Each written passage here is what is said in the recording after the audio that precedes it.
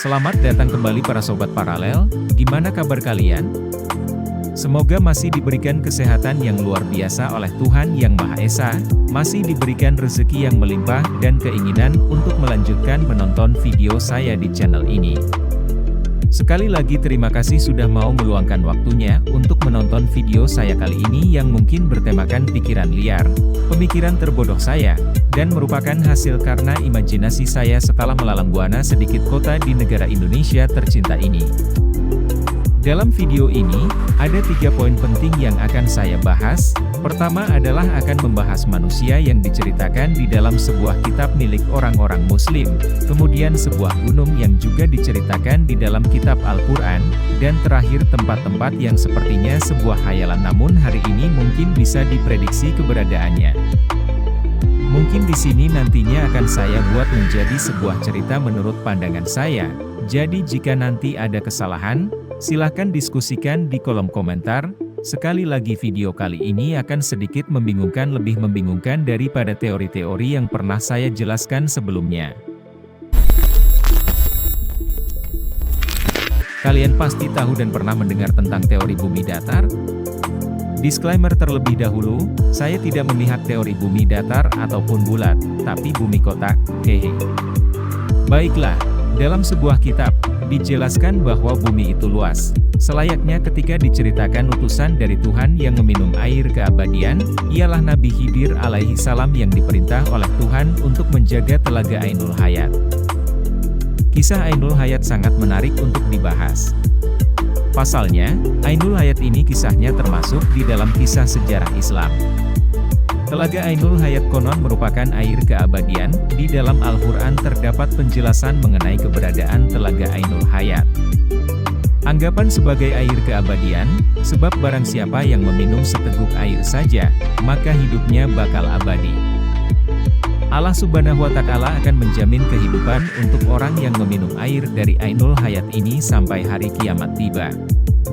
Kecuali jika orang tersebut memohon kepada Allah Subhanahu wa Ta'ala agar dimatikan. Dalam berbagai sumber, perjalanan yang harus ditempuh oleh seseorang dalam mencari telaga ini berkisar 500 tahun perjalanan. Di dalam sebuah sumber, ada yang menceritakan bahwa salah satu raja dari negeri yang sangat makmur ingin mencari keberadaan telaga ini, dia adalah Raja Zulkarnain.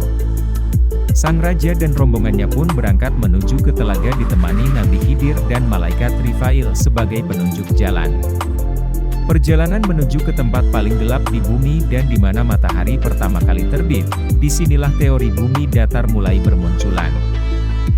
Setelah sekitar 12 tahun perjalanan, para rombongan sang raja pun menemukan tempat yang begitu gelap abadi, di mana matahari pertama kali terbit.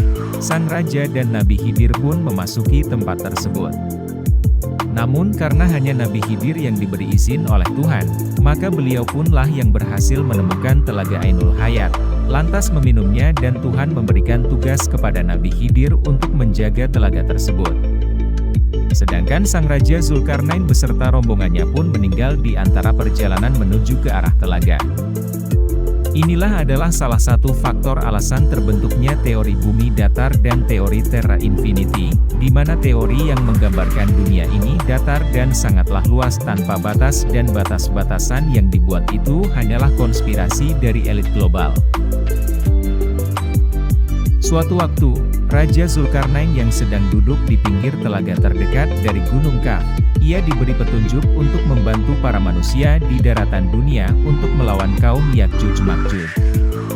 Berangkatlah sang raja bersama rombongannya ke dataran bumi yang ditinggali manusia-manusia bertaraf biasa saja. Para rombongan pun mulai membangun tembok yang menyelimuti dataran dunia, dan juga beberapa pasukan dari sang raja ada yang membuat rumah berbentuk segitiga sebagai tempat istirahat. Sang raja dan rombongannya pun berinteraksi dengan warga sekitar. Para rombongan banyak bercerita tentang dataran yang begitu indah dan damai. Di saat inilah teori tentang Atlantis mulai diperbincangkan. Setelah Raja Zulkarnain selesai membuat tembok pembatas antara dunia manusia atau bumi dengan dunia luar, Raja Zulkarnain pun kembali ke kampung halamannya bersama rombongannya, namun beberapa rombongan ada yang masih menetap dan berkeluarga di sekitaran luar tembok untuk menjaga agar tembok tetap kokoh dan tidak ada yang masuk serta keluar tanpa izin. Tembok yang mengelilingi dunia manusia ini pun lambat laun ditutup akan tebalnya salju serta tidak diperbolehkan para manusia untuk mendekat.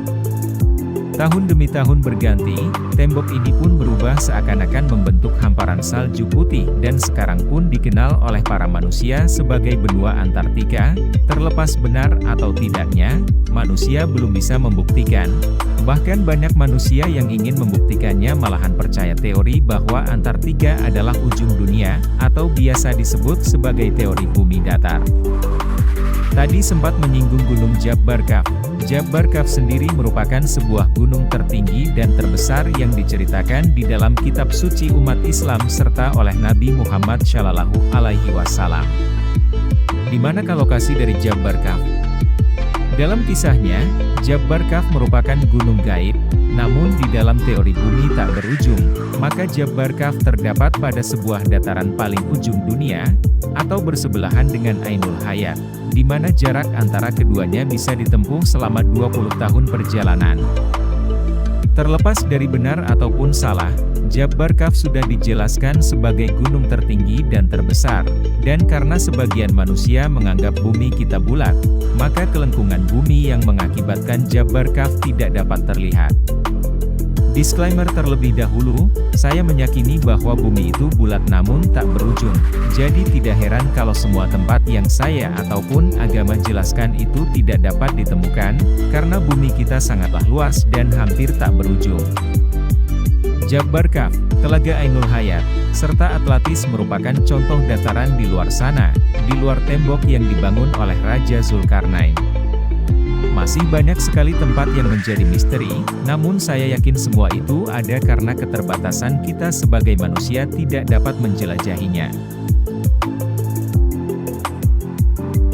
Dari segala teori yang saya buat tadi, bahwasannya bumi datar ataupun bulat itu hanyalah sebuah teori belaka, belum ada kepastian asli yang mengatakan bahwa bumi itu bulat ataupun datar.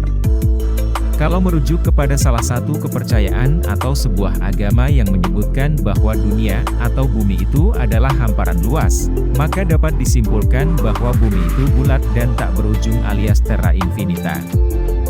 Namun sekali lagi, ini juga hanya teori atau hipotesa dari hasil pemikiran saya yang menggabungkan antara kitab suci dengan sejarah yang ada. Dan terlepas dari fakta atau mitos, peta terra infinita yang digambar oleh para rombongan Raja Zulkarnain merupakan peta yang sangat kompleks walaupun masih ada area yang tidak diketahui. Peta terra infinita hari ini masih diperdebatkan dan viral di media sosial, namun menurut opini saya, peta ini memang benar adanya namun nama di dalamnya lah yang berbeda.